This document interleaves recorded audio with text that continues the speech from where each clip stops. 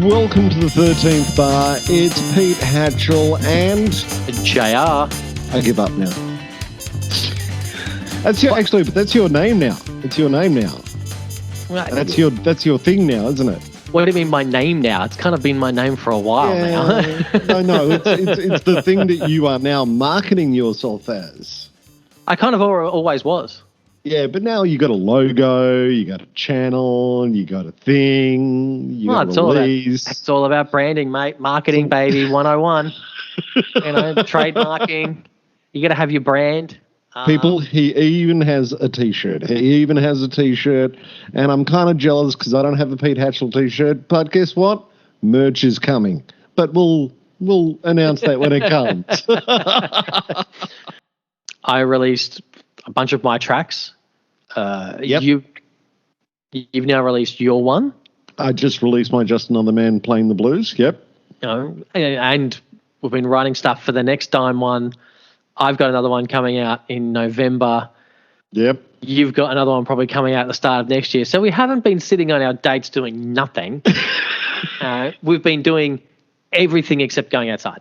Exactly. So you've heard of the Melbourne tan or the Moonlight tan? We definitely have that. Totes. Pete used to kind of look tanned and kind of ethnic. Now, he could be my brother. He's just as white as the walls I can see in this video here. I currently glow in the dark. That's how pale I am. I mean, I have been inside so much that I lost my hair. Actually, I don't think anyone's ever going to fall for that. Never. Oh man, I am so waiting for a haircut. Like it's just not working. But I just can't bring myself to have someone I don't know touch me right now. So I just bought one of those cool electric proper head shavers. So it's even clipped back even further now. It's literally bald. There is no hair now. It is uber bald. There's not even the remnant of, no one could even touch my hair and measure any hair. There ain't literally any on there now. I wish. I've got like a foot of hair right now, like from the top, it's just too much. Well, too much. Need me a haircut. I have started wearing shorts so that I can let the hairs on my leg grow. Nobody listening, nor I, wanted to hear anything about your leg hair growing. I just wanted you to be aware of that, and I just want to put it out there. Just, no. Let's all move on from this particular subject of hair, shall we?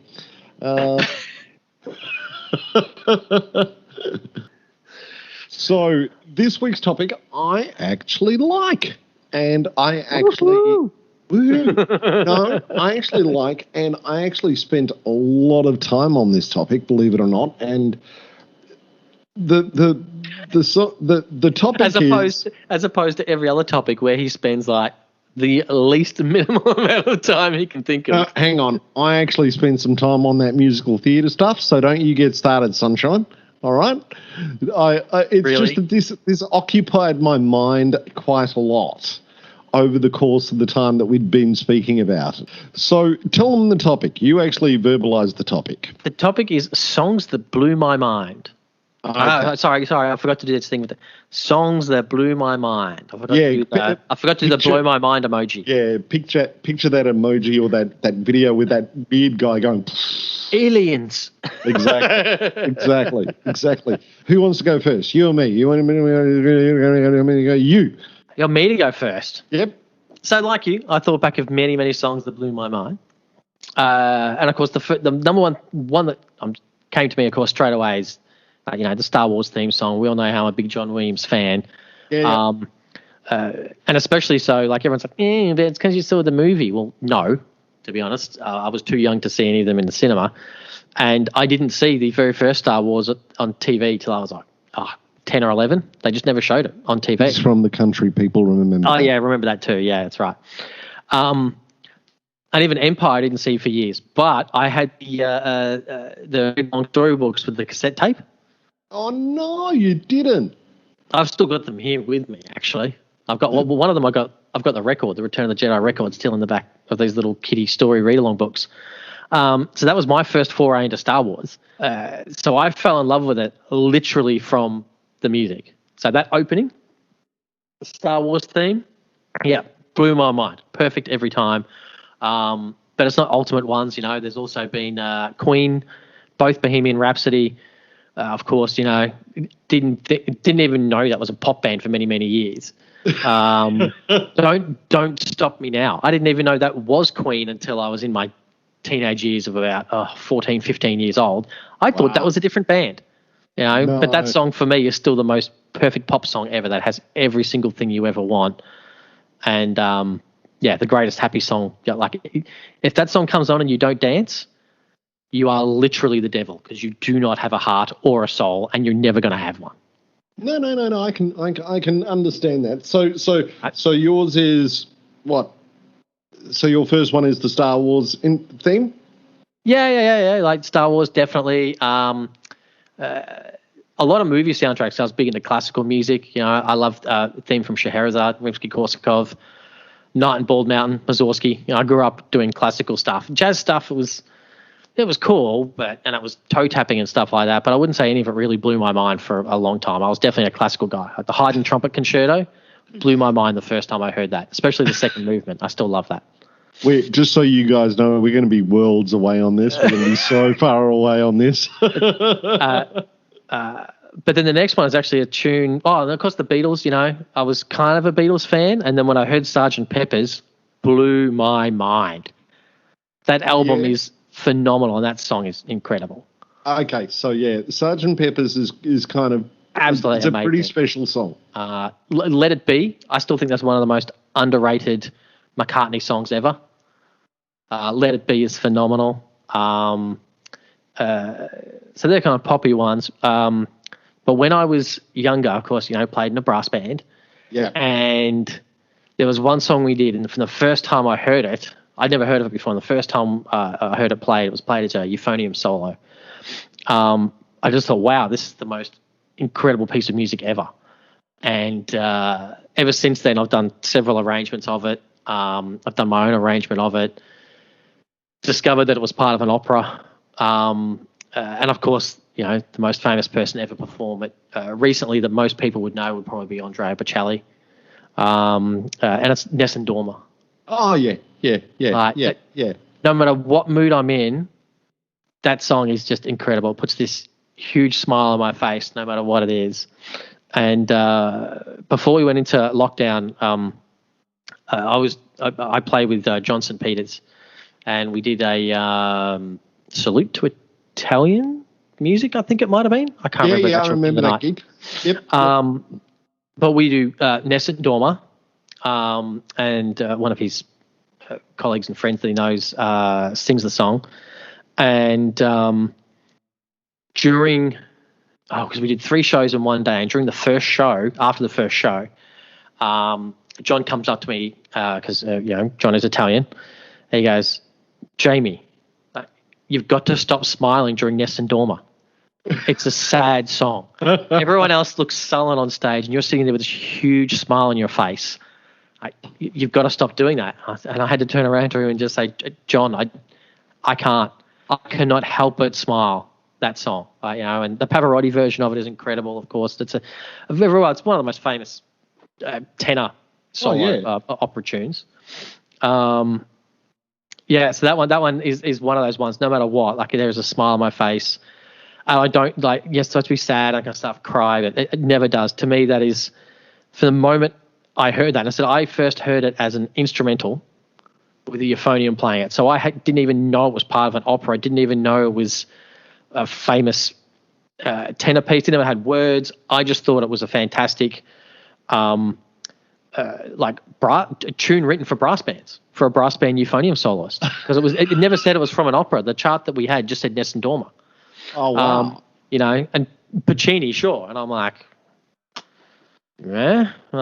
big deal. So it wasn't until because that was before I was in high school. It wasn't until I was in high school that I started to study more of the classical music and jazz music and everything, that I discovered, it's part of an opera. Oh, okay. Pavarotti's not. And I had never heard that because we didn't listen to much opera in my household. And of course, as you said, being Anglo, yeah, it's not like we listen to a lot of stuff in foreign languages. So yeah, and that's why I also think it's a perfect song, the song that blew my mind, because I heard it as a pure instrumental soloist number with no context of any of it, and that's why it's such a great song, because it transcends what it is. Cool. So everything about that blew my mind. That is absolutely incredible. Everything about it. It's a simple melody, really. The chord movement. I can't think of anyone who hears that song and doesn't have an emotional reaction. No. Yeah, the end of it, big when song. It, da, da, da, da, when it finally does that resolve and you do the build.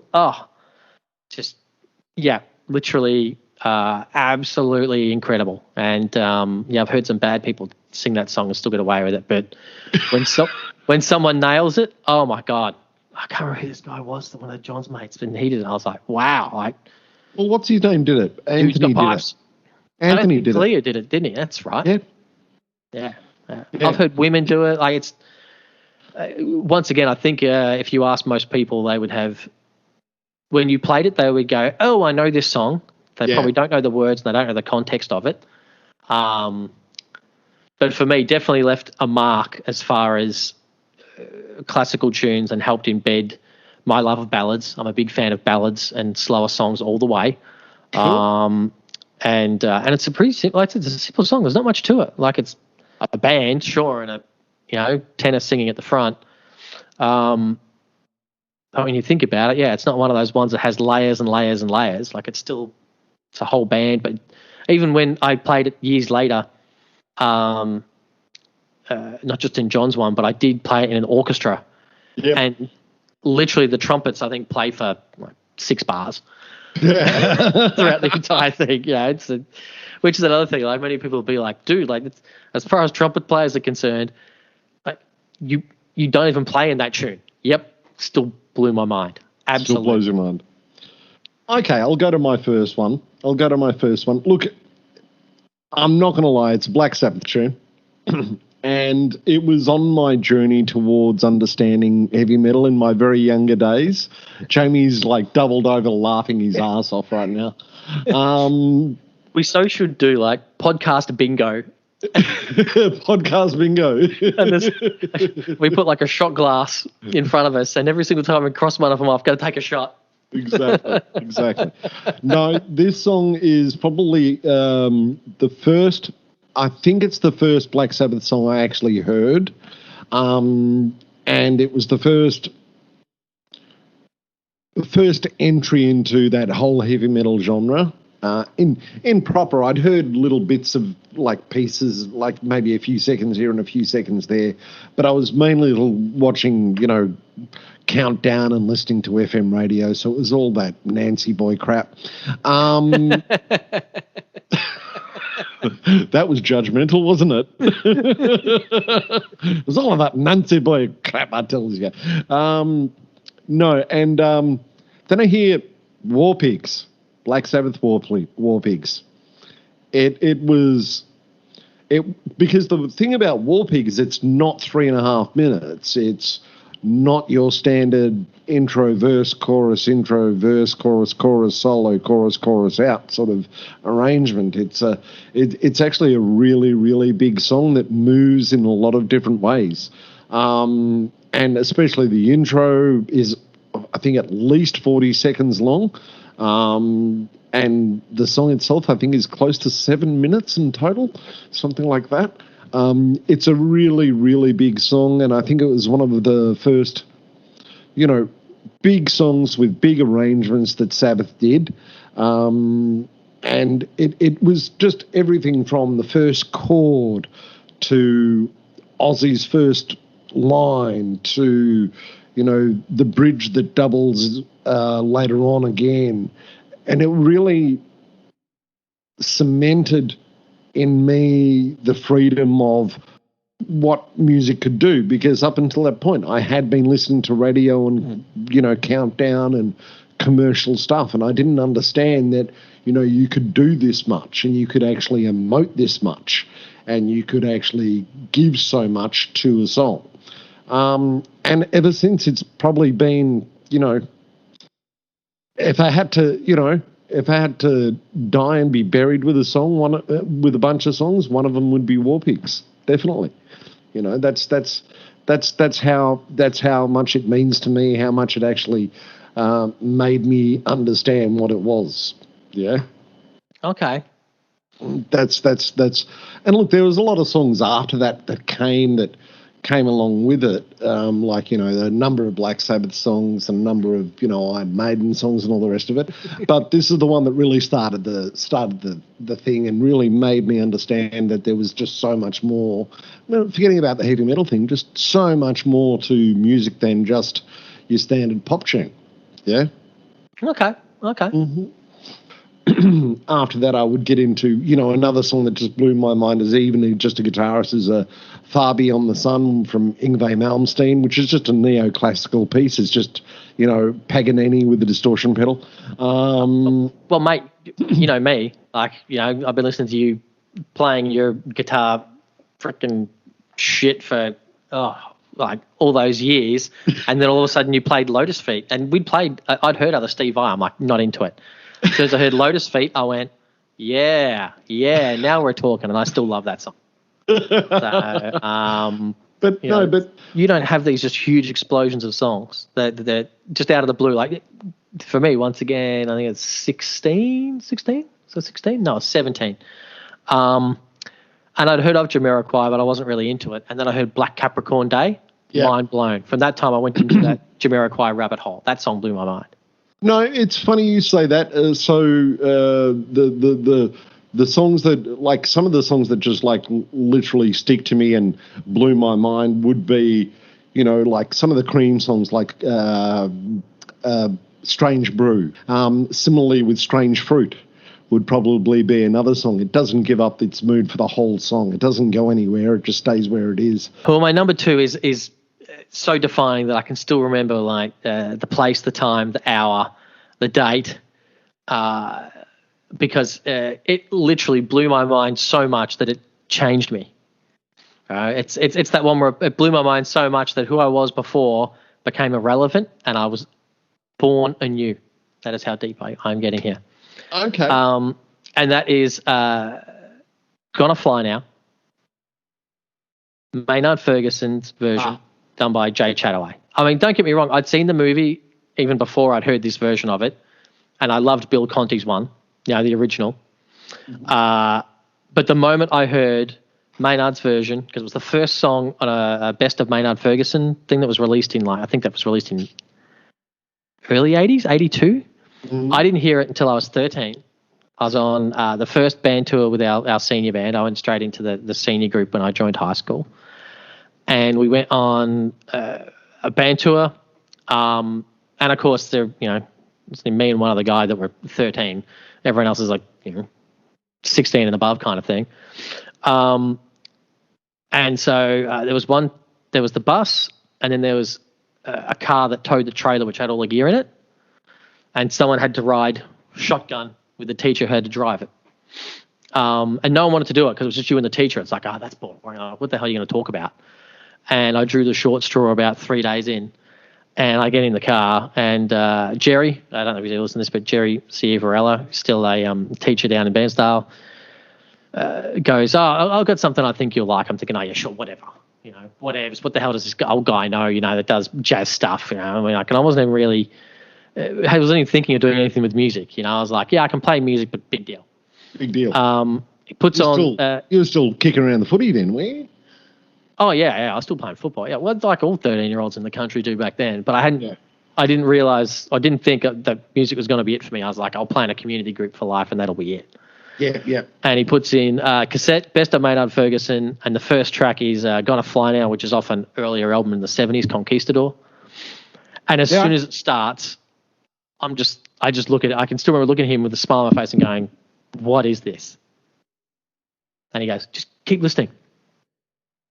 And first time I heard Maynard, he's hitting high notes, squealing everywhere, but the band itself is phenomenal. The taken the original song, but they make it a little faster, and it's pure instrumental. We had saxes, all these things, and just the arrangement of it blew me away. I discovered years later it was Jay Chataway, and I'd liked some of his other stuff without realising it as well. Masterful arranger, Jay is. And literally blew my mind. As soon as he played that song, he was like I just wanted to pepper him with 40 million questions. And I can still remember we just left Horsham. We're on the leg of Horsham. We just left Horsham that morning. And for the next 2 weeks while we were on tour, I jumped back in the car probably about 6 times, whenever I could, just so I could hear more Maynard Ferguson. And it was from this moment I was like, this is the kind of music I want to play. Yep. And it wasn't just about Maynard. Sure, I want to hit high notes like Maynard, high and loud. Yeah. But everyone in that band, I was like, I want to play music like this in a band like this, because I'd just been playing big band stuff. Glenn Miller, Tommy Dorsey, all that kind of stuff. And then I heard this and just went, I didn't even know a big band could do this. They do Milestones. A big band version of Milestones, a Miles Davis track, and then they launch into Gonna Fly Now, and then it's MacArthur Park, and then it's Pagliacci, the opera. And I'm just like, what is this? It blew my mind so much to a degree that, as I said, I remember time, place, year, everything about it. It's stamped and imprinted on my brain. And from that moment to where I am today, if I hadn't have heard that song at that moment, I would not be where I am today. It blew my mind like no other. My number 2 is pretty much the same, except for I knew that this album was coming out. And so I knew that this album was coming out by this particular artist because everybody had sort of been waiting for it. And it was Steve Vai, and he left David Lee Roth, and then he went to Whitesnake, and then he was supposed to be doing this solo instrumental album. And Joe Satriani came out with his Surfing with the Alien not too soon before or after, something like that. But then Steve Vai came out with Passion and Warfare. And I don't think I'd actually heard any of it before I actually bought it. So I bought the CD without, knowing any of the songs. Yeah. I'm pretty sure that was the case. And the first song that comes out is sort of like this fanfare thing that is kind of cool, but it's a song called Liberty. And it's I know that one because that's one of the ones that I like.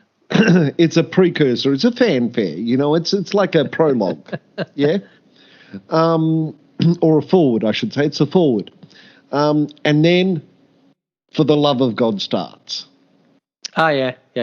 And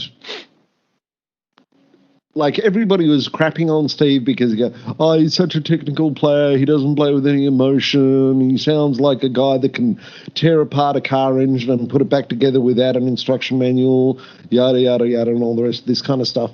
And then you hear For the Love of God and you just go, nah, this was one of those moments in time where guitar actually changed.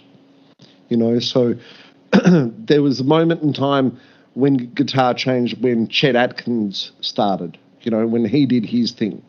Then there was the Joe Pass change. Then there was the probably, the B.B. King, Buddy Guy sort of bluesman change that happened. And then you get Jimi Hendrix. And then it sort of stagnates for a little while, and people say, Eddie Van Halen and Randy Rhoads and all the rest of these kind of guys, they're all good and all. Yeah, good. But then Steve Vai just completely paints a brand new landscape.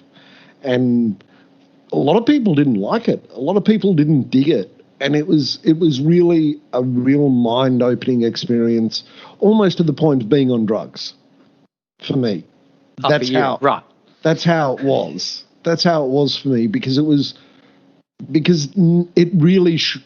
really didn't sound like it worked, but it all came together really well, And there was, and then I read later on, and I was wondering why I'm so emotionally attached to this song.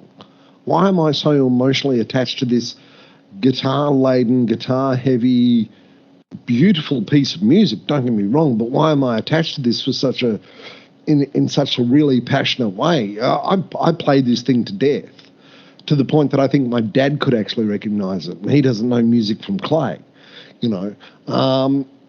I found out later on. They both smell the same. True. They both stick to your fingers, and they're both very hard to mould and malleable when they're not being spun around on a round table. Exactly. I read later on that Steve actually laid all the backing tracks. He laid the song out. He'd done all the song. The song was complete except for his first guitar, or his main guitar part. And apparently he fasted for 4 days before he actually attempted to play this part. He fasted and meditated for 4 days before he went in and did this part.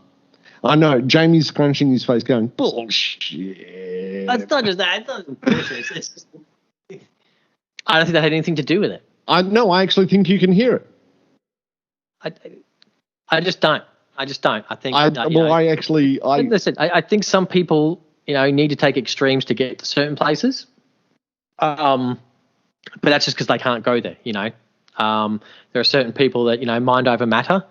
Their mind just works too much. They need to destroy that to get to where they need to be. Yeah. But still a part of me that's like, hey, it sounds good on the back of a artist release. Well, the interview that I read about what makes this song so good. I didn't eat for 4 days. I didn't sleep. I meditated. It comes from that deep down spot that no one can get to because no other moron in their self-righteous mind would do what I did. And then if they do what I did and they don't get there, they didn't do it right. So go back and try again, dumbo. No, if you actually listen, if you actually understand a little bit more about the history of Steve Vai and what was happening during that time, it's actually a very, very believable story to the point of I would actually say that it's true. I'm the first one to lay bullshit out on artists when they talk crap, but to actually understand what he was doing and what he was going through and how he came to make this album. Like I say, you're exactly right. So there's people that are like, look, I went out into the woods in a secluded place and I sat there and I got quiet and I just listened to the world around me and with one candle going and it was just great. And you're like, so you basically got away from the world and slept for 4 days, right? Yeah. That's pretty much it. No, I just caught up on sleep. Yep. No, the one that I love, and I think, the one that I love is it's the cliche. I was either all alone or I was in the dark and the song just spewed from me.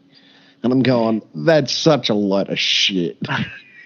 Like, that I get. I mean, it happens to me too. I'm like, oh, I've got an idea. And I don't turn the light on. I walk in and I knock over 6 things and I stump my toes.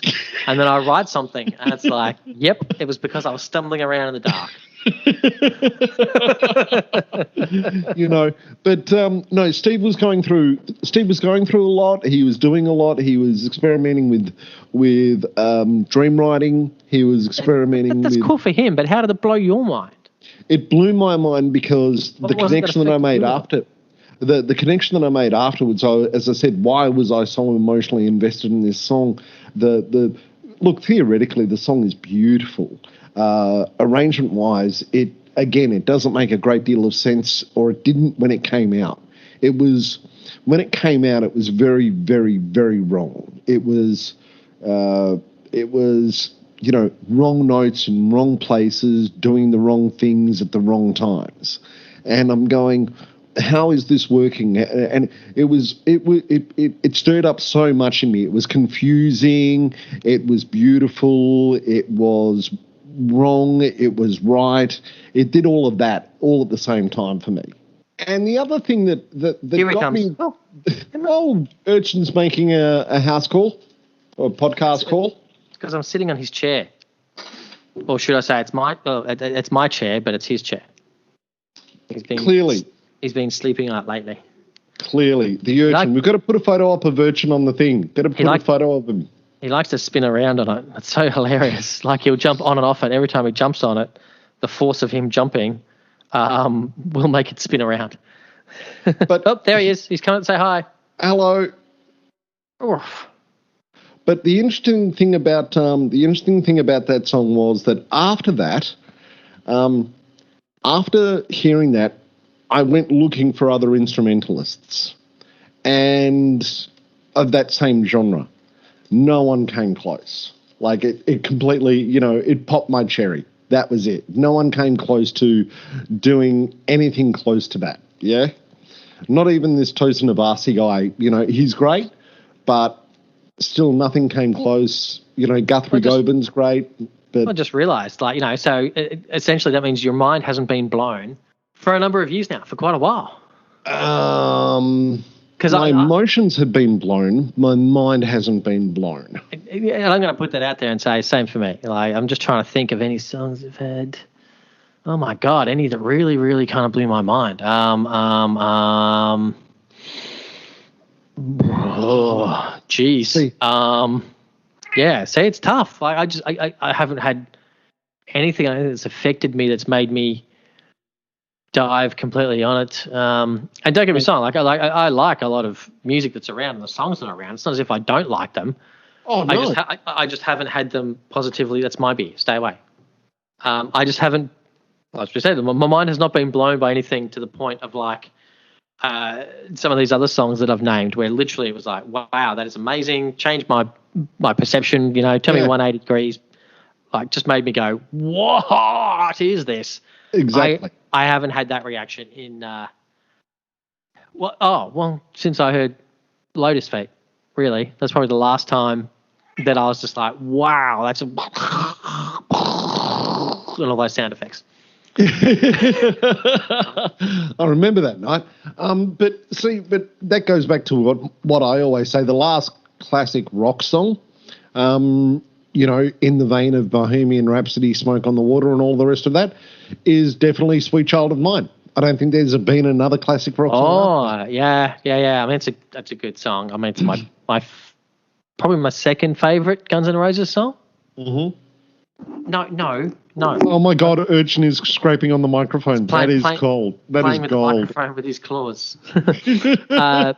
Patience. Because when the first time I heard Patience, I didn't even know that was Guns N' Roses, because Axl starts singing down so low. Yeah. And then all of a sudden, when he jumps up to his normal register, these things, all the Guns N' Roses stuff in, I was like, what? This is Axl? No way. I love that song. I love Patience. It's just a simple pedestrian little it's great. Rock song with all those little cliche things. I love that song. But no, I can't remember.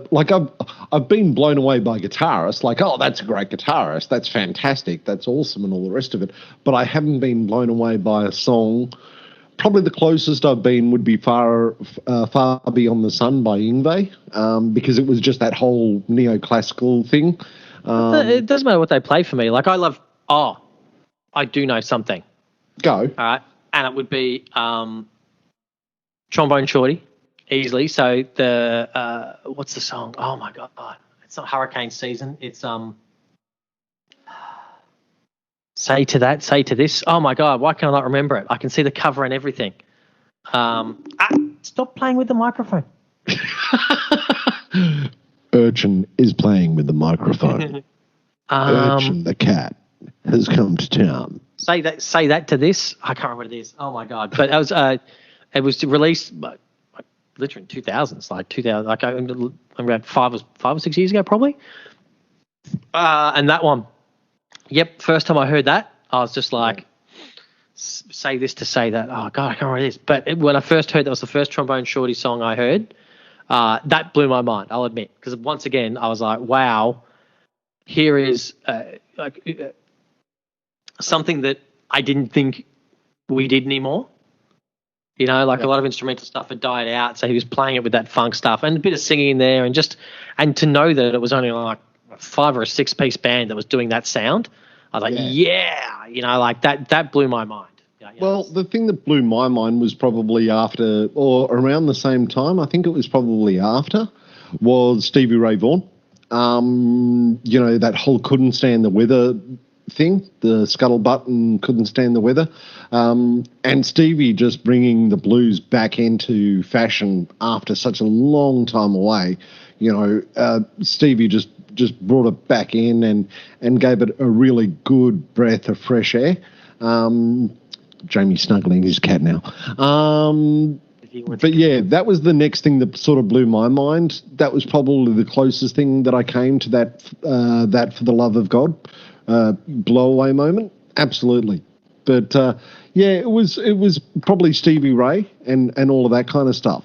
But, you know, other than that, you know, those two songs, War Pigs and For the Love of God, they were the ones that really changed the way that I looked at, approached, and understood how this music thing could happen. Yeah? Yeah. And it's just so hard, I guess, too, once again, nowadays that... hang on, Urchin, coming back. It's just so difficult now with all the music that I've played and I've listened to in all the years I've been doing this, that it's hard to blow my mind nowadays. Totally. You know? You've really got to be kind of really onto something. Oh, totally. I've heard so much stuff now that, and don't get me wrong, yeah, a lot of it is a lot the same.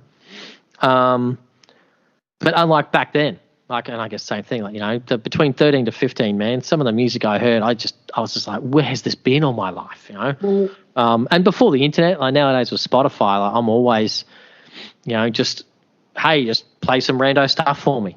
And Spotify just plays rando stuff. So I'm always just discovering things that I was never able to discover before because all I had was commercial radio. And in the country, you know, it was AM up until I left.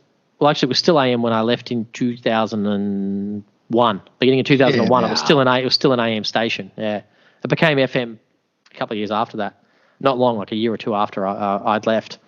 So you were 3 years behind on everything. And I played in a brass band, which was not cool, and a big band, which still was not cool because you pretty much just played jazz tunes.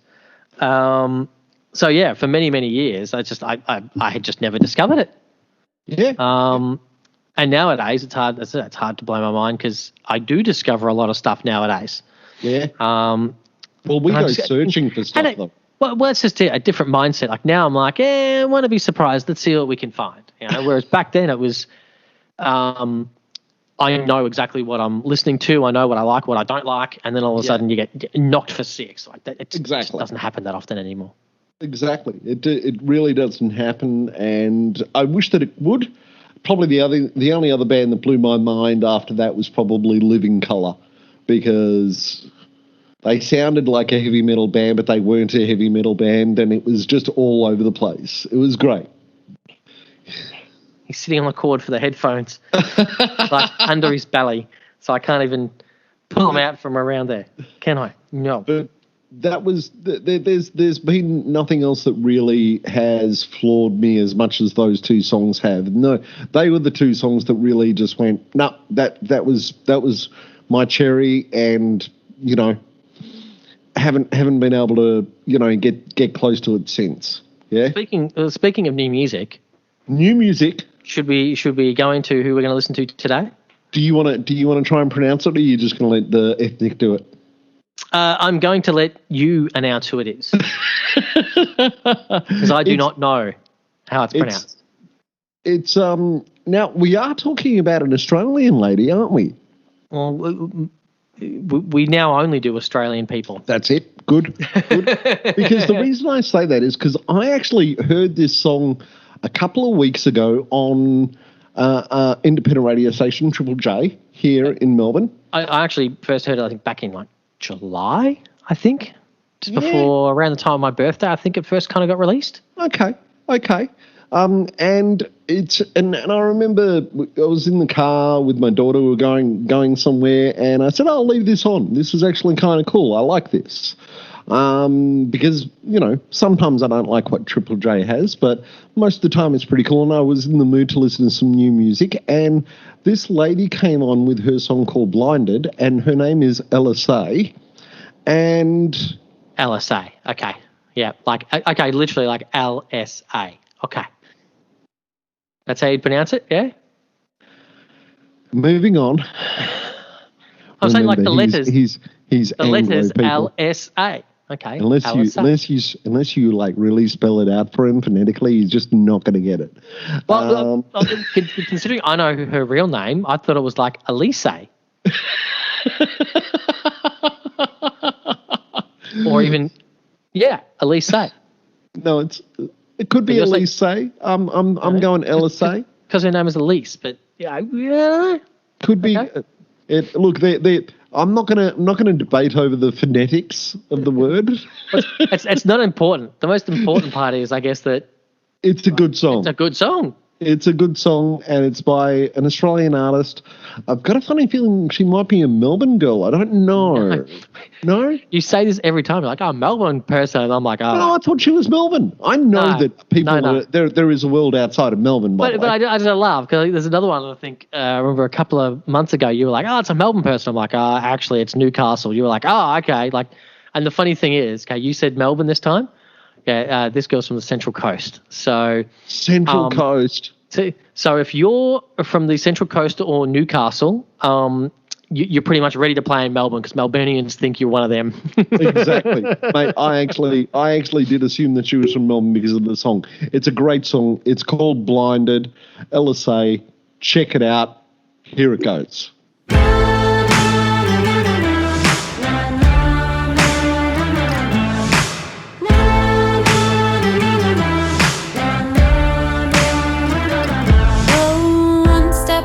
Tonight, put your hands up if you're ready to fight. Wake up in a dream and I'm coming out tired. Put my head up and I'm feeling alright. One step over, I fall. Put your hands up if you ever felt small. Woke up in a dream and I wanted to roll. I turned into sleep cause it's safer after all. Now you're too low, now you're too low. Now you're too proud, now you're shallow. Hiding in the crowd so you don't get found out. Oh, but don't you know it's too late now. Oh, they're blinded by your light, you have to go. Hide a silhouette in your shadow. Blinded by your light, now don't you know, don't you know, don't you know. Oh, oh, oh.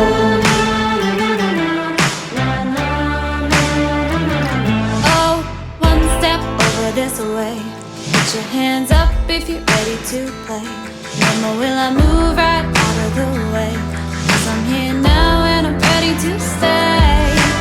Tick-tock, time is now flying. How much time we wasted, it was terrifying.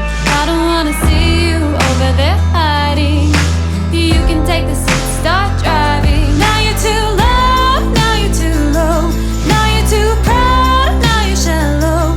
Hiding in the crowd so you don't get found out.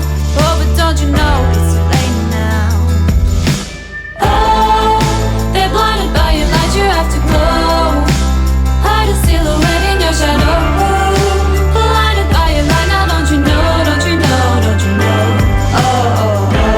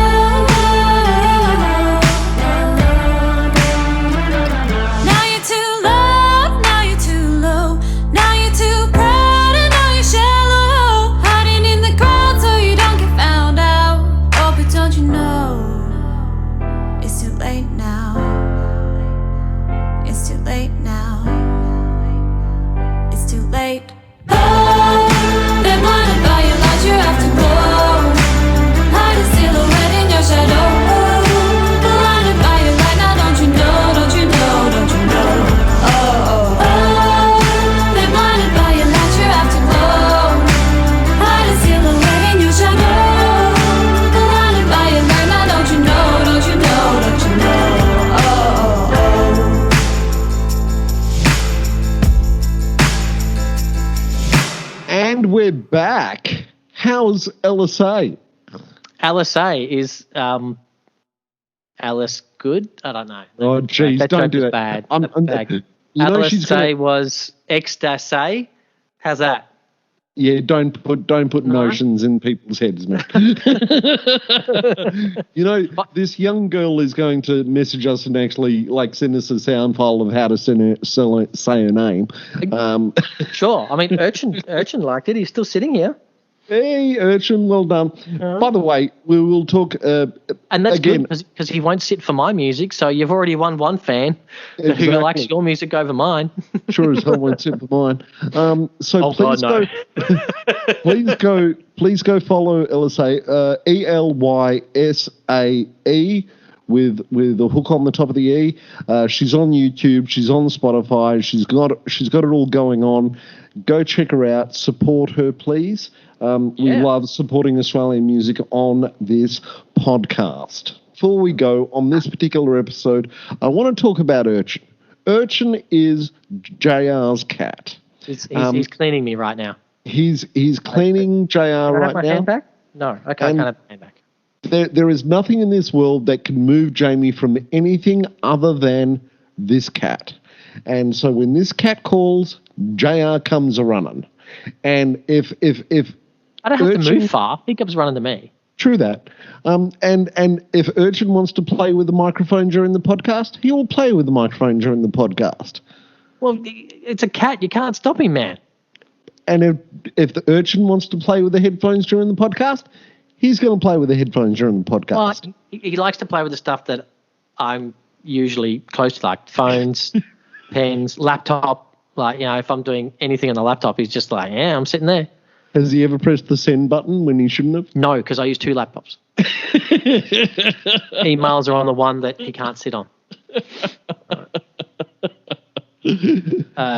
So like Safari, though, the internet all the time. The stuff that appears on my history that I didn't look at is just amazing. Like, it's just accident. Urch just somehow jumped on the keyboard and, Pornhub just jumped up several times. I don't know why. It's just that they must be close on the keys where he sits. Cat porn. Cat porn. It's just those letters just close together from where he sits. That was the worst excuse ever. That was the worst. My cat did it. I'm waiting for us to be sponsored by an express by a VPN company so that I can throw that into the ad. NordVPN, come at us. That's right. Was it? Has your significant other found your YouTube searches when your cat has found your internet search? Are you sick and tired of blaming the cat for the internet search? Get ExpressVPN.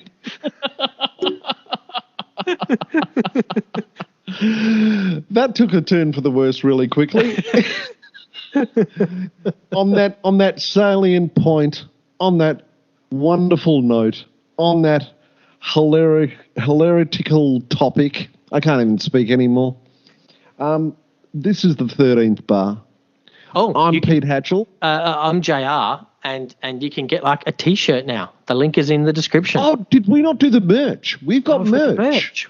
We've got merch. We've got a T-shirt. Go to the link down there, and you will have a look at our T-shirt, and you can buy your own 13th bar T-shirt. Just go get it. That's right. You can walk around and have people go, what does that mean? Like, what is that? And you can just go, I don't know. I don't know. The only way to know is to jump on, have a listen, subscribe, comment, review. Definitely subscribe and comment, and do what you want to do, people. Be what you want to be. Oh yeah. Yeah, that's right. I mean, Urchin needs more stuff to sit on that isn't mine. Urchin needs more cat food. He needs more mouse pads to destroy. He needs more microphone muffs to scratch on. So, Yes, he definitely needs his own microphone that he can just pluck and claw throughout the entire broadcast. As I said, this is Pete Hatchell. JR. And we're out. This is the 13th bar. Be good, people. Be safe. Awesome. Catch.